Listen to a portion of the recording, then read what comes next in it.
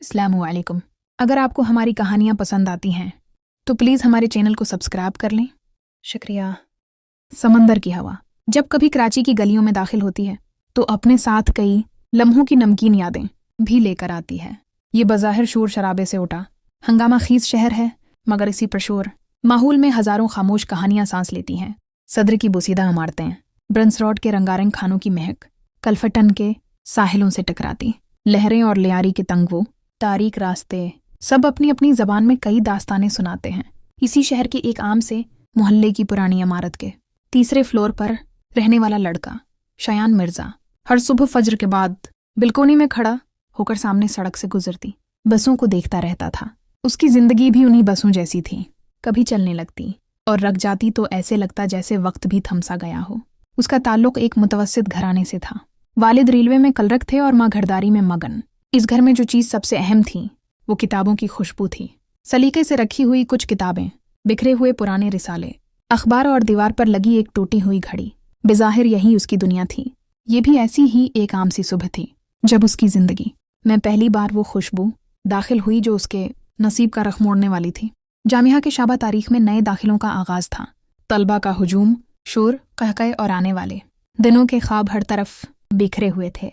शायान अपनी फाइल सीने से लगाए राहदारी मैं खड़ा था कि अचानक उसके हाथ से कागजात फसल कर फर्श पर गिर गए। वो उन्हें उठाने के लिए झुका ही था कि एक नर्म सी आवाज़ उसकी समाज से टकराई। आपके पीपरस गिर गए हैं। उसने चौंक कर सर उठाया। सामने एक लड़की खड़ी थी, हल्के नीले रंग का सादा सा दोपट्टा, आंखों में यासियत अंगेज संजीदगी और चेहरे पर ऐसी मासूमियत जैसे अभी किसी इबादत गाह से होकर आई हो। ये लें। उसने मुस्कुराकर फाइल थमाई। शुक्रिया, शायान ने हिकलाते हुए कहा। वो जाने लगी तो न जाने क्यों उसने उसका नाम पूछ लिया। वो धीरे से मड़ी और अपना नाम बताया। मेरा नाम कावेरी दास। शायान एक लम्हे को ठटका। लहजे, अंदाज और नाम ने सब कुछ वाज़ेह कर दिया था। वो हिंदू थी। आमतौर पर इस उम्र के नौजवानों के दिल में किसी भी लड़की की ज़रा सी तोजा पर एक मीठा सा एहसास सरसराता है। शायान ने उस एहसास को बाहोश व हवास लगाम दी कि मजहब का फ़र्क तो बड़ा नाजुक मामला है। फिर भी उसे लगा जैसे इस लम्हे मजहब, रवायत और सकाफती फ़र्क सब कहीं पीछे रह गए। सिर्फ वो चेहरा उसकी आंखों के सामने थमसा गया। साथ ही उसने जो खुशबू लगाई हुई थी वो अब तक उसकी सांसों को महका रही थी। कावेरी डिफेंस के इलाके में रहती थी। उसका घर काफ़ी कशादा मगर खामोश सा था, जहाँ दीवारों पर कदीम देवी देवताओं की तस्वीरें आवेज़ां थीं। उसके वालिद प्रकाश दास एक सख्तगीर ताजिर थे। उनकी दुनिया अपने धर्म और अपनी बरादरी तक महदूद थी। थोड़ा बहुत मजहबी तो सभी घराने होते हैं, मगर शायान के मामले में कुदरत ज्यादा सख्ती से पेश आई। फिर भी पता नहीं कैसे दोनों की दोस्ती आहिस्ता आहिस्ता परवान चढ़ने लगी। पहले नोट्स का लीन दीन, फिर असाइनमेंट्स और लंबी बातें। उम्र के अनबेखबर दिनों में दोनों ने अपने रास्ते में हायल दीवारों को नजर अंदाज करते हुए एक दूसरे से मिलना शुरू कर दिया था। एक शाम कलफटन के साहिल पर बैठे कावेरी ने पूछा, शायान, तुम्हें समंदर की आवाज़ कैसी लगती है? समंदर की आवाज़? उसने सोचते हुए कहा, ऐसे जैसे कहीं दौर से बहुत सारे देव और जनात दुनिया को खबरदार कर रहे हों। तुम भी बहुत अजीब और उलझी हुई बातें करते हो। तुम किसी जन्म में शायर रहे होगे। उन्हीं बेचारों की आत्माएं भटकती फिरती हैं। ये कहकर वो देर तक हंसती रही और वो उसे देखता रहा। वो क्या बताता कि ऐसी बातें वो उसकी यही मलकोती हंसी सुनने के लिए क्या करता है। शहर के हालात आहिस्ता आहिस्ता बदलने लगे थे। फिरका वारियत की खबरें, जुलूस, नारे और दीवारों पर लिखे जमले, सब कुछ दिलों के दरमियान दीवारें खड़ी कर रहा था। कराची जो कभी रोशनियों का शहर कहलाता था, अब अंधेरों से जूझ रहा था। एक दिन यूनिवर्सिटी के बाहर एक छोटा सा हंगामा हुआ। मजहब के नाम पर नारे लगे। इस दिन शायान ने पहली बार कावेरी की आंखों में खौफ देखा। ये सब क्या हो रहा है शायान? इसने कांपती आवाज में पूछा। इंडिया में मुसलमानों पर कोई इफ्तार टूटती है तो उसका रद्द-ए-अमल यहाँ होता है, मगर तुम मत घबराओ, तुम्हें कोई कुछ नहीं कहेगा। शायान ने उसे तसल्ली दी। कुछ भी हो जाए, हमारी दोस्ती नहीं बदलेगी। कावेरी ने उसकी तरफ देखा। उसकी नज़र में अब ये महज दोस्ती नहीं रही थी, कुछ और भी था जिसे दोनों कोई नाम देने से डर रहे थे। घर वापस आकर शायान ने पहली बार महसूस किया कि मोहब्बत सिर्फ दिल का मामला नहीं होती, ये माशरती कदरों की पाबंद भी होती है। जो इन पाबंदियों की परवाह नहीं करते वो अपने समाज के बागी कहलाते हैं, और बगावत इससे ज्यादा वो सोच नहीं। सिकामा ने एक दिन अचानक पूछ लिया, आज कल तुम बात बात में किसी हिंदू लड़की का नाम बहुत लेते हो? शायान चूक गया। फिर जल्दी से बोला, कोई नहीं उम्मी, क्लास फीलो है बस। माँ समझदार थीं। उन्होंने बात को तूल नहीं दिया और उसकी बात पर इत्मीनान जाहिर करते हुए किचन में चली गईं। लेकिन शायान को पहली बार एहसास हुआ कि कावेरी इसके लिए क्या बन चुकी है। दूसरी तरफ कावेरी के घर भी सरगोशियां होने लगी थीं। मुझे पता चला है तुम किसी मुसलमान लड़के के साथ घूमने लगी हो, इसके वालिद ने सख्त लहजे में पूछा। वो खामोश रही तो बाप ने हुक्म सुनाया, तुम्हें हमेशा याद रखना है कि ये मुसलमानों का मुल्क है। वो हमें इज्जत देते हैं, अपने बराबर बिठाते हैं, मगर हमसे रिश्तेदारियां नहीं करते। और वो क्या, हम खुद नहीं चाहते कि हमारे बच्चों की शादियां पर आए। धर्मों में हूं। कावेरी भी इतना तो समझ ही गई कि शायान से दोस्ती तो रखी जा सकती है, मगर रिश्ता बनाने की कड़ी सजा झेलना होगी। एक शाम बारिश के बाद जब सड़कें भीगी हुई थीं, शायान ने पहली बार इससे कहा, तुमने कभी अपने और मेरे रिश्ते के बारे में सोचा है? सोचना क्या है, हम क्लास फेलोज और अच्छे दोस्त हैं बस। वो जैसे तलम ला गया। ए लड़की, मैं साफ कहता हूँ, मोहब्बत करता हूँ तुमसे। क्या समझी? इसकी आवाज में वही धौंस थी जो मर्दों का वतीरा होता है। मोहब्बत आसान नहीं होती शायान, खास तौर पर हम जैसे लोगों के लिए।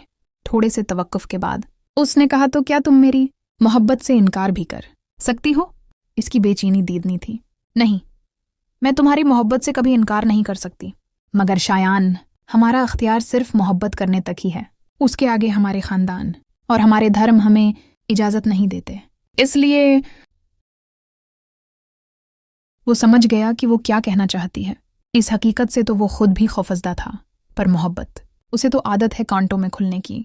एक शाम जब शायान और कावेरी यूनिवर्सिटी से वापस आ रहे थे, तो बस स्टॉप पर कुछ लड़कों ने कावेरी को अजीब नज़रों से देखा। इनकी सरगोशियां और उनकी हंसी, सब कुछ कावेरी को निशाना बनाने के लिए था। बस में बैठकर उसने धीरे से कहा, शायान, मुझे डर लग रहा है। मैं हूं ना, डरने की क्या बात है, मत परेशान हो। शायान ने अपने अल्फाज में इस इस्तिकामत की कमी महसूस की जो ऐसे हालात में वक्त की सबसे बड़ी ज़रूरत थी। उसके जहन के किसी न किसी गोशे में ये बात कलबला रही थी कि अगर किसी दिन कावेरी पर किसी भी नौयत का हमला हुआ तो वो इतने सारे बुफरे हुए लोगों से उसकी हिफाजत कैसे कर सकेगा। कावेरी ने उसकी तरफ देखा। इस एक जमले में उसे जैसे एक पनाहगाह मिल गई हो। वो जानती थी कि जब तक शायान है उसे कोई नुकसान नहीं पहुंचा सकता। अगले चंद हफ्तों में उन्होंने एक दूसरे को अपने अपने खानदानों के बारे में बताना शुरू किया। कावेरी अपने मंदिर, अपनी पूजा और अपने त्योहारों की कहानियां सुनाती और शायान खामोशी से सब सुनता रहता। इसी तरह वो भी उसे रमज़ान की रौनकें, ईद की खुशियां और अपने घर की सादगी के किस्से सुनाता। दोनों की दुनिया अलग अलग थी, मगर एहसास एक जैसे थे। दोनों अपने अपने दिलों में एक दूसरे के खानदानों के लिए वसात पैदा करने की पहले से ज्यादा कोशिश करने लगे थे। एक दिन लाइब्रेरी में बैठे हुए कावेरी ने अचानक पूछा, शायान, अगर कभी तुम्हारे घर वालों को हमारे बारे में पता चल गया तो? क्या मतलब? उसने चौंकते हुए कहा, तुम जानते हो मैं क्या कहना चाह रही हूं। शायान ने किताब बंद कर दी। सच कहूं तो मैंने अभी तक इतना आगे सोचा ही नहीं। मैं बस इतना जानता हूं कि तुम मेरे लिए बहुत अहम हो। कावेरी मुस्कुराई, मगर उसकी मुस्कुराहट में हल्की सी उदासी घली हुई थी। शायान की माँ बेटे में होने वाली तब्दीलों को बगौर मुलाहजा कर रही थीं, लेकिन सब कुछ समझने के बावजूद वो कुछ कहती नहीं थीं। अलबत्ता एक रात खाने की मेज पर उसके वालिद ने पूछ लिया, आजकल पढ़ाई कैसी चल रही है? ठीक चल रही है अबू।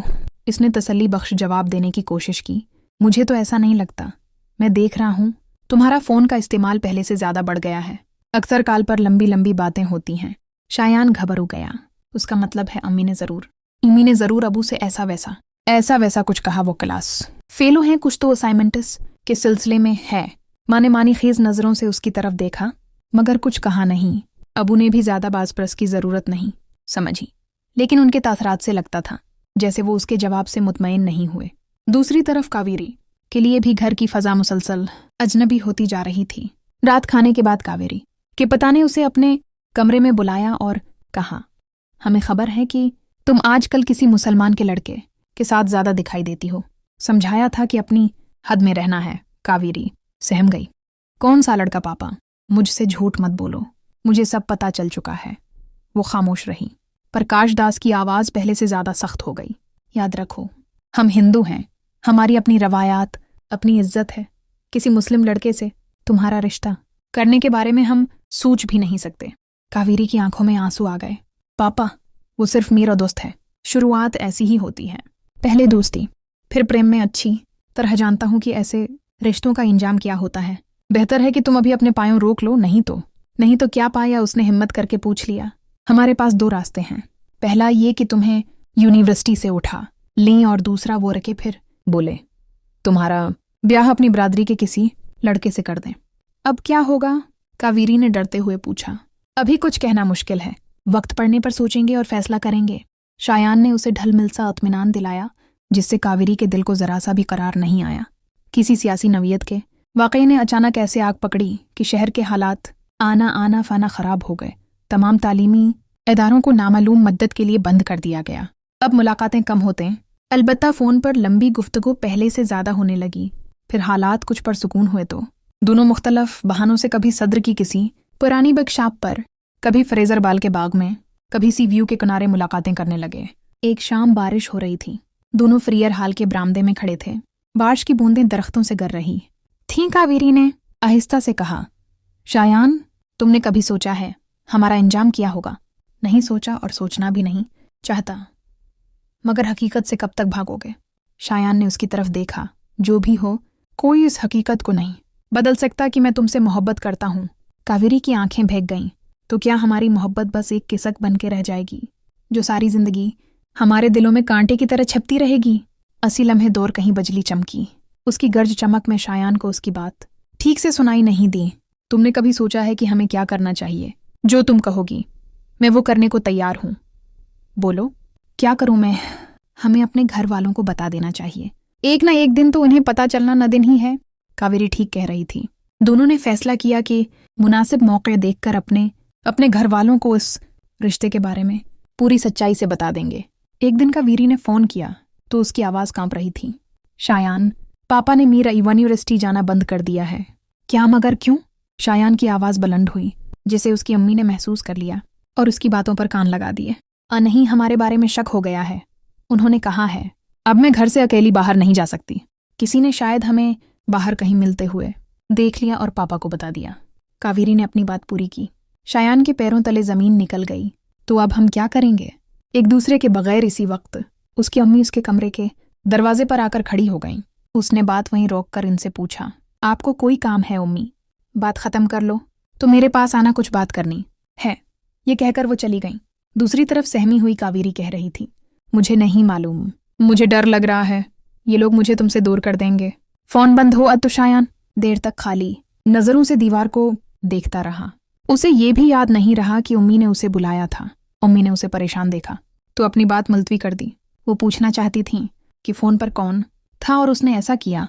कहा कि तुम्हारे अवसान जाते रहे हैं। उस रात वो बहुत देर तक जागता रहा। खिड़की के बाहर सड़कों पर दौड़ती गाड़ियां और दिल के अंदर उठता होशूर एक साथ चल रहे थे। वह जान गया था कि आने वाले दिन आसान नहीं होंगे। कावेरी उसके लिए अब सिर्फ एक लड़की नहीं रही थी, उसकी जिंदगी की सबसे बड़ी सच्चाई बन चुकी थी। ऐसी सच्चाई जिसके बगैर उसकी जिंदगी बेमानी थी। और उसे पाना, उसे हासिल करना किस कदर मुश्किल था, उसका अंदाजा उसे पहले भी था। इंसान खुश उम्मीदी के सहारे ऐसे रास्तों पर कदम उठाता रहता है जो उसकी मंजिल की तरफ नहीं जाते। उसे पता होता है कि राह में पहाड़ जैसी मुसीबतें खड़ी मिलेंगी, फिर भी वो दिल का कहाँ मानता चला जाता है। मोहब्बत इसी का नाम है कि सब कुछ जानते बूझते हुए भी दिल उसी मरकज़ का तवाफ करता है जहाँ से जिंदा वापस लौटना हर किसी के बस की बात नहीं होती। तो क्या उसे भी जान हथेली पर रख कर इस वादी पर खार से गुजरना होगा? ये सवाल उसके हलक में किसी कांटे की तरह उठका हुआ था, जिसका जवाब उसके पास था, मगर इस जवाब के आखिरी कोने पर बदनामी और मौत का अरकस जारी था। बादो दिन इंसान की जिंदगी में खामोशी से दाखिल होते हैं, मगर जाते जाते सब कुछ बदल देते हैं। कावेरी दास के लिए भी वो दिन कुछ ऐसा ही साबित हुआ। यूनिवर्सिटी के दरवाजे इस पर बंद हो चुके थे और घर की 4 दीवारी उसके लिए जेल बना दी गई थी। वो खिड़की के पास बैठकर बाहर गुजरती सड़क को देखती रहती कि शायद शायान भूले से ही सही कहीं नजर आ जाए। इधर शायान की हालत भी इससे मुख्तलिफ न थी। यूनिवर्सिटी जाकर भी वो खुद को अधूरा महसूस करता। लाइब्रेरी की वो मेज़ जहाँ दोनों घंटों बैठा करते थे अब खाली खाली लगती। कैंटीन की चाय अकेले पीने का उसका दिल नहीं चाहता था। जामिया कराची की वो राहदारियां जिनमें कभी कहकाए गूंजते थे अब होलनाक सायों की तरह उसका पीछा करते।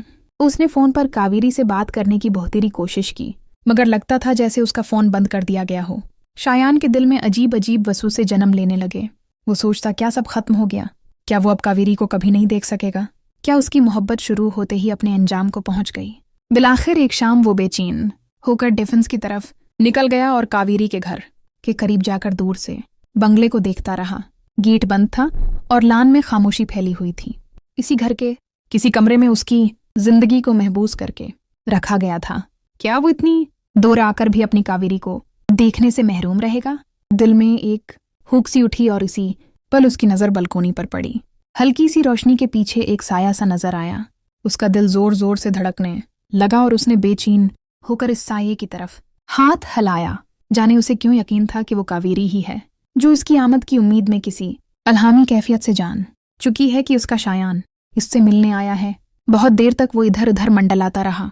हत्ती की टांगें शिल होने लगे, मगर उसे कावेरी का दीदार नसीब न हो सका और वो मायूस सा वापस लौट आया। एक ऐसे खुशकुन लम्हे की उम्मीद में जब अचानक उसके घर का दरवाजा दस्तक से गूंज उठे और सामने कावेरी खड़ी हो। इसी रात देर गए उसके मोबाइल पर एक अनजान नंबर से मैसेज आया। मैं ठीक हूं, फिक्र मत करना कावेरी। पैगाम पढ़कर उसकी आंखों में नमी उतर आई, जैसे अंधेरे में कोई नन्ही सी शमा जल उठी हो। उसके बाद इसी तरह अनजान नंबरों से राब्ता बहाल होने लगा। कभी किसी सहेली के फोन से तो कभी किसी और नंबर से। बातें मुख्तसर होते मगर इनमें सदियों की प्यास और इन देशों के हैवले मुसलसल दोनों के दिलो दिमाग को झंझोड़ते रहते। एक ही सवाल दोनों की धड़कनों में समा चुका था कि अब क्या होगा, हमें क्या करना चाहिए। कावेरी ने बताया कि उसके वालिद उसकी शादी अपनी बरादरी में तय करने का सोच रहे हैं। ये सुनकर शायान पर जैसे बिजली गर पड़ी। मैं तुम्हारे बगैर नहीं रह सकती शायान। उसकी आवाज़ में टूटते ख्वाबों जैसी कसक थी। और मैं तुम्हें किसी और का होते नहीं देख सकता। एक दिन शायान ने हिम्मत करके अपने करीबी दोस्त अहमर को सारी बात बता दी। वो देर तक खामोश रहा, फिर बोला, देख यार, ये रास्ता आसान नहीं। तुम दोनों के खानदान कभी राजी नहीं होंगे तो क्या करूं मैं? उसे छोड़ दूं? अहमर जानता था कि इस सवाल का जो जवाब उसके पास है उसके लिए शायान का दिल कभी राजी ना होगा। घर में मेरी शादी की तैयारियां हो रही हैं। इस रात कावेरी ने रोते हुए फोन पर उसे बताया। अब हमें कोई फैसला करना होगा, उसने गंभीरता से कहा। कैसा फैसला? कावेरी की डरी हुई आवाज इसकी समाज से टकराई। हम भाग चलते हैं कहीं दूर जहां हमें कोई तलाश न कर सके। किस मुश्किल से उसने एक ऐसी बात कही जिसके वो खुद बेहद खिलाफ था। ये ख्याल कई बार उसके दिलो दिमाग में सिर उठाता रहा था, मगर वो हर बार उसे कुचलकर किसी ज्यादा बाइज्जत और बेहतर रास्ते की खोज में रहा। मगर उसे कोई हल नजर नहीं आया। उसे मालूम था कि इसके घर वाले भी एक गैर मजहब लड़की से रिश्ता करने पर कभी नहीं मानेंगे, वरना वो कम से कम एक बार कादे से रिश्ता मांग कर जरूर देखता। एक रात खाने के बाद जब घर का माहौल निस्बतन पुरस्कून था, उसने हिम्मत करके कहा, अबू अम्मी, मुझे आप दोनों से एक जरूरी बात करनी है। माँ ने चौंक कर उसकी तरफ देखा। खैर तो है बेटा? शायान का सारा जिस्म पसीने से भीगने लगा। मैं किसी को पसंद करता हूँ। कमरे में एक लम्हे के लिए खामोशी छा गई। वालिद ने ऐंक दरसत करते हुए पूछा, कौन है वो लड़की? वो मेरी क्लास फेलो है। नाम क्या है? कहाँ रहती है? कौन लोग हैं? ठीक से पूरी बात बताओ। अबू ने उसे इस मकाम पर ला खड़ा किया जहां सच बोले बगैर चारा न था। लड़की का नाम कावेरी दास है। नाम सुनते ही माँ के चेहरे का रंग बदल गया। ये कैसा नाम है? उन्होंने धीमे मगर सख्त लहजे में पूछा। शायान ने नजरें झुका। ले, वो गैर मजहब से ताल्लुक रखती है उम्मी। जमला मुकम्मल होते ही जैसे कमरे की फजा में कोई धमाका हुआ। इसके वालिद एकदम कर्सी से खड़े हो गए। दिमाग खराब हो गया है तुम्हारा? एक गैर मजहब लड़की हमारे घर की बहू बनेगी? तुमने सूझ भी कैसे लिया? पढ़ लिख कर ये गल खुलाया है तुमने। लांत है ऐसी औलाद पर जो अपने माँ बाप और खानदान की रसवाई का सबब बन जाए। ऐसी बेतकी और बेजोड़ शादी कम से कम मेरे जीते जी तो बिल्कुल नहीं हो सकती। उन्होंने एक ही सांस में इतना कुछ कह दिया कि अब मजीद कुछ कहने की गुंजाइश ही न रही थी। बेटा, ये नामुमकिन है। हमारा खानदान और हमारी बरादरी कभी इस रिश्ते को कबूल नहीं करेगी। माँ ने उसे नरमी से समझाना चाहा, मगर मैं उससे मोहब्बत करता हूँ अम्मी। इसकी आवाज़ दुख के बोझ से रंध गई। जवानी में मोहब्बत नामी बकवास सब करते हैं। वक्त गुजर जाने पर एक मुझे का खीज याद से ज़्यादा उसकी कोई अहमियत नहीं रह जाती। ये बचपना अपने दिमाग से निकाल दो। आज के बाद इस लड़की से कोई राब्ता नहीं करोगे तुम, समझ गए? वरना मुझसे बुरा कोई नहीं होगा। मैं तुम्हें ऐसी नादानी नहीं करने दूंगा। शायान ने कुछ बोलने की कोशिश की तो अबू ने सख्ती से रोक दिया। बस, अब इस मौजू पर कोई बात नहीं होगी। ये मामला आज और अभी इसी कमरे में दफन हो गया है। वो समझ गया कि अबू उस रिश्ते के लिए कभी नहीं मानेंगे। वो रात शायान की जिंदगी की सबसे भारी रात थी। उसे अंदाजा था कि रद्द अमल सख्त होगा, मगर इतना शदीद होगा ये उसने नहीं सोचा था। दूसरी तरफ कावेरी का रिश्ता तकरीबन तय हो चुका था। एक दौलतमंद हिंदू ताजिर का बेटा, जिसे उसने कभी देखा तक न था। एक दिन शायान की माँ ने समझाते हुए कहा, बेटा अपनी जिद छोड़ दो, ये रिश्ता हमारे सारे खानदान को तबाह करके रख देगा। वो रखें। फिर उसके बालों में इंगलियां घमाते हुए बोलें, कोई और लड़की होती तो मैं तुम्हारे अबू को राजी करने की पूरी कोशिश करती, लेकिन किसी हिंदू लड़की के लिए न तुम्हारे अबू मानेंगे और न ही मुझे ये रिश्ता सही लग रहा है। ऐसे रिश्तों का अंजाम बड़ा भयानक निकलता है मेरे बच्चे, इसलिए उसे भूल जाओ। उम्मीद देर तक उसे समझाती रहीं, जमाने के पीछे वखम और खानदान की बातों से डराती रहीं, मगर शायान के दिल ने किसी एक बात पर भी साथ नहीं किया। उसे तो कावेरी के अलावा न कुछ दिखाई देता था, न सुनाई देता था। दूसरी तरफ कावेरी की माँ भी उसे इसी किस्म की बातें समझा रही थी। बेटी, तुम्हारे पापा तुम्हारा भला चाहते हैं। वो लड़का हमारी बिरादरी का है, अच्छा खानदान है, तुम्हें जद छोड़ देनी चाहिए। कावेरी के दिल में जैसे कांटे चबने लगे। एक दिन दोनों ने आखिरी बार मिलने का फैसला किया। जगह वही थी, फरियर हाल का कदीम बाग। जब कावेरी वहां पहुंची तो उसकी आंखें सोजी हुई थीं। दोनों देर तक खामोश बैठे रहे। इर्द गिर्द बच्चे खेल रहे थे, परिंदे चहचहा रहे थे, मगर उन दोनों की दुनिया में वीरानी छाई हुई थी। आखिर कावेरी ने आहिस्ता से कहा, तो क्या हम दोनों को एक दूसरे को भूल जाना चाहिए? शायान ने उसका हाथ मजबूती से थाम लिया। एक रास्ता है, अगर तुम हिम्मत कर लो तो। वो चौंक गई। तुम भागने की बात कर रहे हो? उसके अलावा दूसरा कोई रास्ता नहीं है, शायान ने हिम्मत जमा करके कहा। ये एक खतरनाक ख्याल था। खानदान से बगावत, समाज से टकराव और नामालूम मुस्तकबल, सब कुछ दांव पर लगाना था। कावेरी खौफजदा हो गई। मैं अपने माँ बाप को धोखा नहीं दे सकती शायान। तो फिर कह दो कि तुमने मुझसे जो मोहब्बत की वो बस वक्त गुजारी का एक बहाना था। शायान की आवाज़ टूट गई। काश तुम लड़कियों की मजबूरी को समझ सकते। ये फैसला करना एक लड़की के लिए किस कदर मुश्किल है, तुम नहीं समझ सकोगे। कावेरी की आंखों से आंसुओं की झड़ी लग गई। मोहब्बत और जिम्मेदारी के दरमियान खड़ी वो लड़की कोई फैसला नहीं कर पा रही थी। तो क्या मैं समझूं कि तुम अपने अबा के लाए हुए रिश्ते पर मान जाओगी? वो चुप रही, कोई जवाब उसके पास नहीं था। फिर एक शाम अचानक कावेरी का फोन आया। उसने शायान को बताया कि उसकी शादी की तारीख तय कर दी गई है। ये खबर किसी धमाके से कम न थी। वो देर तक कुछ बोल न सका, फिर सिर्फ इतना कहा, क्या तुम वाकई किसी और की हो जाओगी? दूसरी तरफ गहरी खामोशी थी। शायान को अब भी उम्मीद थी कि कावेरी अपने वद्दीन के सामने सिर नहीं झुकाएगी। देर तक खामोश रहने के बाद कावेरी ने उसे एक मुख्तसर सा मैसेज किया, ठीक है मैं तैयार हूँ। अगरचा वो ये सुनने के लिए बेचैन था, फिर भी इस वक्त कावेरी का अपने हक में क्या गया ये फैसला उसे वो खुशी देने में नाकाम रहा जिसकी वो तवक्का कर रहा था। अगले चंद दिन उसने ऐसी तैयारियों में गुजारे जिनका उसके अलावा किसी को कानों कान पता नहीं चला। कुछ पैसे जमा किए, एक दोस्त से मदद मांगी और एक मंसूबा बनाया, ऐसा मंसूबा जो इन दोनों की तकदीर बदल सकता था। जब उसने ये सब कावेरी को बताया तो वो लर्ज गई। ये बहुत खतरनाक है शायान, एक बार फिर सोच लो। मेरे घर वाले मेरा पीछा करते रहेंगे, हम जहां भी जाएंगे लोग पहली नज़र में समझ जाएंगे कि हम घर से भागे हुए हैं। खतरनाक तो ये भी है कि हम सारी जिंदगी एक दूसरे के बगैर जिएं। काश हमें एक दूसरे से मोहब्बत ना हुई होती। कावेरी रो पड़ी। मैं इतनी बहादुर नहीं हूं जितना तुम समझते हो। मोहब्बत इंसान को बहादुर बना देती है। शायान ने उसे हौसला दिया। पता नहीं क्यों मुझे इतना डर लग रहा है, जैसे मैं अपनी डेथ वारंट पर साइन करने वाली हूँ। शायान, मैं अपने लिए इतना नहीं डरती जितना तुम्हारे लिए डरती हूँ। ये कोई मामूली फैसला नहीं है। एक हिंदू लड़की का एक मुसलमान लड़के के साथ घर से भागना अखबारों और चैनलों पर जब ये खबर फैलेगी तो सारी दुनिया हमारी दुश्मन बन जाएगी। कोई हमें पनाह नहीं देगा। फिर हम क्या करेंगे, कहाँ जाएंगे? ऐसी बातें मत करो, तुम्हारी बातें मुझे कमज़ोर कर रही हैं। हम दोनों ने जो फैसला किया है हमें उस पर कायम रहना चाहिए, शायान ने अज़्म के साथ कहा। कावेरी को वक्ती तौर पर कुछ हौसला मिला, लेकिन कुछ ही देर बाद वो फिर अंदेशों में घिर गई। उन्होंने तय किया कि अगले जुमे को वो ये शहर छोड़कर कहीं दूर जाकर अपनी नई दुनिया बसाएंगे।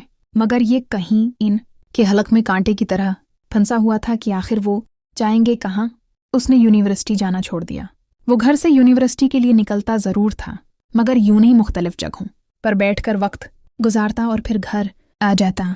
सोचों ने उसके दिल व दिमाग पर हथौड़ों की तरह बरसना शुरू कर दिया था।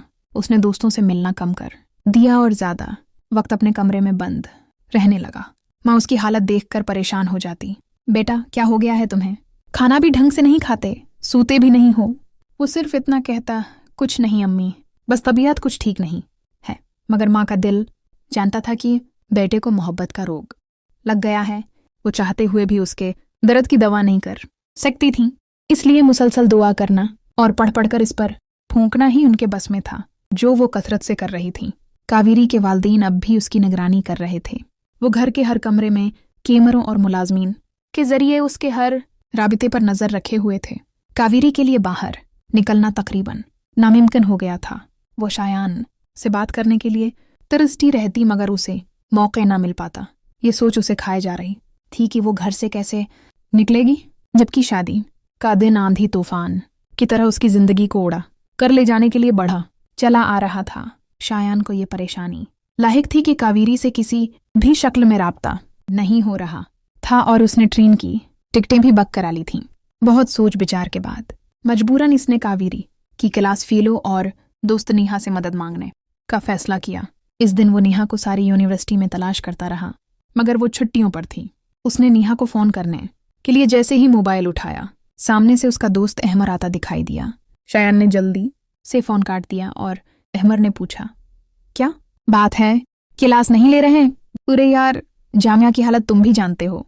जब देखो प्रोफेसर और लेक्चरर्स छुट्टी पर होते हैं। सरकारी यूनिवर्सिटी है ना, यही होगा। अहमर हमेशा की तरह ज़्यादा बोलने के मरज में मुब्तला था।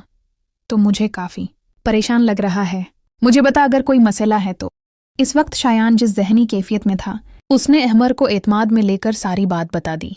तेरा ज़रूर दिमाग ख़राब हुआ है शायान, आज के दौर में ऐसी ले ली मजनू वाली मोहब्बत कौन करता है? ओ भाई, ये सब वक्ती जज्बातीत है, छोड़ ये सब। उसे भी सुकून से जीने दे और खुद भी अपने मुस्तकबल के बारे में सोच। तेरे माँ बाप तो जीते जी मर जाएंगे और तेरी बहन, उसका क्या होगा? अहमर का भाषण रखने का नाम नहीं ले रहा था। क्या बकवास कर रहा है? इस सब में मेरी बहन को क्यों घसीट रहा है? शायान को गुस्सा आ गया। भले भाई भले, क्या बात है? भाई एक हिंदू लड़की को लेकर भाग जाए तो क्या बहन को कोई कुछ नहीं कहेगा? जीना दो भर हो जाएगा उसका। और इन हिंदुओं का सोच, तो इनकी लड़की ले उड़े गा तो क्या वो तेरी बहन को आज़ादी से जीने देंगे? सच कहती हैं मेरी अम्मी। क्या कहती हैं तेरी अम्मी? अब ये भी बताई दे। शायान ने उसे खुद से दूर धका दिया। तो सचमुच गुस्सा कर रहा है भाई, तो दोस्त है मेरा, तुझे समझाना मेरा काम था। तुझे बुरा लग रहा है तो नहीं कहता कुछ। अहमर ने मामले की संजीदगी महसूस कर ली थी। अब बातें मत बिगाड़, जो पूछा है वो बता। क्या कहती हैं उम्मी तेरी? शायान को अब भी इस पर तेश आ रहा था। उम्मी कहती हैं कि मोहब्बत से ज्यादा खुद गरज कोई और रिश्ता नहीं होता, इसीलिए कहते हैं कि मोहब्बत इंधी होती है। अपनी गरज और अपना सुख तो दिखाई देता है, मगर उसके नतीजे में दूसरों पर क्या गुजरती है उसकी परवाह नहीं होती। पूरे पूरे खानदान बर्बाद हो जाते हैं उस मोहब्बत के चक्कर में। तेरी बकवास खत्म हो गई हो तो मुझे ये बता, सिकता है कि नेहा आज यूनिवर्सिटी क्यों नहीं आई? शायान ने नरमी से पूछा। उसकी तबीयत खराब है, लेकिन अब तुझे नेहा से क्या काम पड़ गया? अहमर को बाल की खाल निकालने की आदत थी। तूने उसका घर देखा है? शायान को अपनी मंजिल के सिवा कुछ दिखाई नहीं दे रहा था, बस एक ही लगन लगी हुई थी कि अगर कावेरी को वक्त पर पता न चला तो क्या होगा। हाँ देखा है, 2 बार जाना हुआ था। अहमर को यकायक शायान पर तरस आने लगा। तू ले चलेगा मुझे उसके घर? शायान का ये सवाल अहमर के लिए एक इम्तिहान था। अहमर सोच में पड़ गया। क्या हुआ? मदद नहीं करना चाहता तो साफ कह दे। शायान की आवाज़ भारी हो गई। वो जैसे अंदर ही अंदर किसी बड़े दिक से गुजर रहा था। दोस्त कहा है तो फिर क्या सोचना? वो दोस्त ही क्या जो दोस्त के काम ना आए। बस एक सवाल का जवाब दे दे, तो क्या करने वाला है? शायान ने मुन्ना दूसरी तरफ मोड़ लिया, जैसे अपनी टूटती हिम्मत को यकजा करने की कोशिश कर रहा हो। अहमर के पास बाइक थी। वो शायान को नेहा के घर ले गया। नेहा की अम्मी 2 अजनबी लड़कों को देखकर परेशान हुई, लेकिन जब अहमर ने बताया कि वो पहले भी आ चुका है और वो नेहा के क्लास फेलो हैं, तो उनके चेहरे पर इत्मीनान आ गया। थोड़ी देर बाद वो दोनों नेहा के सामने बैठे थे। सारी बात सुनने के बाद नेहा के चेहरे पर खौफ के साए मंडलाने लगे। उसने फौरन कहा, भाई मैं ऐसे चक्रों में नहीं पड़ती। मुझे तो पहले ही अपने अबू की तरफ से मुश्किल से इजाज़त मिली है। ऐसे में तुम कह रहे हो कि मैं कावेरी के घर जाऊं और उसे तुम्हारा प्लान बताऊं? मुझे माफ़ कर दो शायान, मैं ये काम नहीं कर सकती। I am sorry. ये सुनकर शायान को यकीन होने लगा कि वो कावेरी कोई ये तक नहीं बता सके गा कि उन्हें कब और कहाँ मिलना है। कोई बात नहीं, मैंने बस यूं ही तुमसे उम्मीद लगा ली थी, इसने उठते हुए कहा। वो दोनों जाने लगे तो नेहा ने उन्हें रोका, जिससे शायान की आंखों में बुझते हुए अरमानों के दिए फिर से रोशन हो गए। एक तरकीब है, नेहा ने कहा। क्या? जल्दी बताओ। शायान की हालत दीदनी थी। तुम्हारा नंबर इसके घर वाले पहचानते होंगे और मैं खुद को इस मामले में बराह रास्त डालना नहीं चाहती। वो लम्हा भर रखी। इस वक्त सर्फ अहमर का फोन है जिससे मैं कावेरी को तुम्हारा पैगाम पहुंचाने की कोशिश कर सकती हूँ। ये सुनकर अहमर का रंग उड़ गया। वो समझ गया था कि जो भी शायान का साथ देगा उसका क्या हशर होगा। इसने मरे हुए अंदाज में फोन नेहा के हवाले क्या और दिल ही दिल में दा करने लगा कि कावेरी फोन ही ना उठाए। हेलो। दूसरी तरफ फोन मिलते ही नेहा ने कहा तो शायान की आंखें चमक उठें जबकि अहमर की हालत गैर हो गई। क्या कावेरी से बात हो सकती है? जी मैं नेहा हूँ, इसकी क्लास फेलो। असल में मसनिमरा ने उसे एक पैगाम देने के लिए कहा था। दूसरी तरफ से कहा गया कि जो पैगाम है वो उन्हें दे दें, वो पहुंचा देंगी। अच्छा तो फिर रहने दीजिए आंटी, मुझे कावेरी से ही बात करनी थी। इतना कहकर इसने फोन काटना चाहा तो दूसरी तरफ से तवान व करहन फोन कावेरी को दे दिया गया। नेहा ने फौरन मोबाइल शायान के हवाले कर दिया। शायान ने नहायत एहतियात से कहा, मैं बोल रहा हूँ शायान, तुम ऐसा तातर देती रहो जैसे नेहा से बात कर रही हो। कावेरी एकदम घबरा गई, फिर खुद को संभालते हुए और एक्टिंग शुरू कर दी। हाँ वो असल में मैं सिखर गई हुई थी रिश्तेदारों के यहाँ, इसीलिए यूनिवर्सिटी नहीं आ सकी। 1-2 दिन में आऊंगी। इसकी बात पूरी होते ही शायान ने उसे प्रोग्राम और ट्रेन की टिकटों के बारे में बताया, जिसे सुनकर कावेरी का चेहरा जर्द पड़ गया। माँ की मौजूदगी की वजह से वो ये तक न कह सकी कि वो इस कड़े पहरे से कैसे निकलेगी। उसने बस इतना कहा, हाँ हाँ ठीक है, मैं पहुंच जाऊंगी। शायान ने इत्मीनान का सांस लिया। खौफ और खुशी दोनों उसके चेहरे से यहाँ थे। अगले 2 दिन वो बस अपने और कावेरी के मुस्तकबल के बारे में सोचता रहा। उसे सबसे ज्यादा ये बात परेशान कर रही थी कि उसके बाद उसकी बहन इकरा को उसके जुर्म की सजा भुगतना होगी। दूसरी बात जो कावेरी ने कही थी कि लोग समझ जाएंगे कि हम 2 अलग मजहब के लोग हैं, उसके बाद होने वाले सलूक का सोचकर उसकी रूह कांपने लगी। दूसरी तरफ कावेरी भी अंजाम के डर से मरती जा रही थी। उसे यकीन नहीं था कि वो शायान के साथ सुकून से रह सकेगी। टाइम उसने निकलने का मुसम्मम इरादा कर लिया था। उसने माँ बाप को यकीन दिलाया कि अब उसके दिल में कोई मोहब्बत नहीं, बस उसे पढ़ने दिया जाए। उसने बाप से वादा किया कि वो कोई ऐसा कदम नहीं उठाएगी जिससे उनकी इज्जत पर हर्फ आए। यूं पाबंदियां नरम कर दी गईं और वो रात के सन्नाटे में घर से निकलने में कामयाब हो गई। कुछ फासले पर वो टैक्सी खड़ी थी जो उसने ऑन लाइन मंगवाई थी। कुछ ही देर में वो फरियर हाल पहुंच गई। उसे यकीन था कि शायान पहले ही पहुंच चुका होगा। वो बेताबी से तयशुदा पॉइंट पर पहुंची, लेकिन वहां रात के अंधेरे और दरख्तों से टकराती हुआ के सवा कुछ नहीं था। शायान अब तक नहीं पहुंचा था। उसने बेचैनी से वक्त देखा। ट्रेन का वक्त होने वाला था। उसका फोन बंद जा रहा था, जो कावेरी की उम्मीदों पर औस गिराने जैसा था। वो खुद को तसलियां देती रही, भगवान से प्रार्थना करती रही, मगर वक्त गुजरता गया और वो नहीं आया। 2 घंटे बाद जब वो घर पहुंची तो सब जागे हुए और परेशान थे। उनके चेहरों से शिकस्त का शदीद एहसास झलक रहा था। उन्होंने समझ लिया था कि उनकी बेटी इज्जत नीलाम करके जा चुकी है। कावेरी कहाँ थी तुम? इसके माँ बाप पुकार उठे। उसने बीक कंधे से उतार कर जमीन पर पटक दिया। उसका भाई उसे मारने के लिए आगे बढ़ा और चलाया। बताती क्यों नहीं बेहया, कहाँ गई थी? बोल, वरना मैं तेरा गला दबा दूंगा। जहां भी गई थी, मगर वापस आ गई हूं। इज्जत बच गई है आपकी। ये कहकर वो मरे हुए कदमों से कमरे की तरफ चली गई। माँ ने बाप और भाई को हौसला रखने की तलकीन की। कमरे में जाकर वो ससक उठी। उसे शक नहीं था कि शायान धोखा दे सकता है, मगर उसने ऐसा क्यों किया? ठीक कहती हैं उमा, मुसलमान लड़के धोखेबाज होते हैं, इसने सोचा। वो इस हकीकत को कभी न जान सकी कि शायान तो उसके आने से 1 घंटा पहले ही वहां पहुंच चुका था। उसने छिपकर कावेरी की बेचैनी को देखा था, जिस पर उसका अपना दिल 100 बार रविया था। आंसुओं का एक सैलाब था जिस पर उसने बंद बांधा और अपने पीरों को ऐसी भारी जंजीरें पहनाई जिनका बोझ सिर्फ वही जानता था। दिल ने कितना ही कहा कि तेरी मोहब्बत सामने खड़ी है, हाथ बढ़ाकर उसे थाम और भाग जा, मगर उसने दिल को मिट्टी में भींच लिया। वो कावेरी को तड़पता देखता रहा और आंसू बहाता रहा। फिर अपने वजूद की लाश घसीट कर घर तक ले आया। दरवाजा उसकी बहन ने खोला। शायान ने तड़प कर उसे सीने से लगा लिया। इकरा हैरान रह गई और भाई को रोता देखकर खुद भी जार वो कितार रोने लगी। शायान धीरे से कह रहा था, तुम्हें मेरे जुर्म की सजा नहीं मिलेगी मेरी बहन, नहीं मिलेगी। इस रात दुनिया में किसी को कोई फर्क नहीं पड़ा कि कैसे एक सच्ची मोहब्बत धोखे की तहमत सहकर फना हो गई।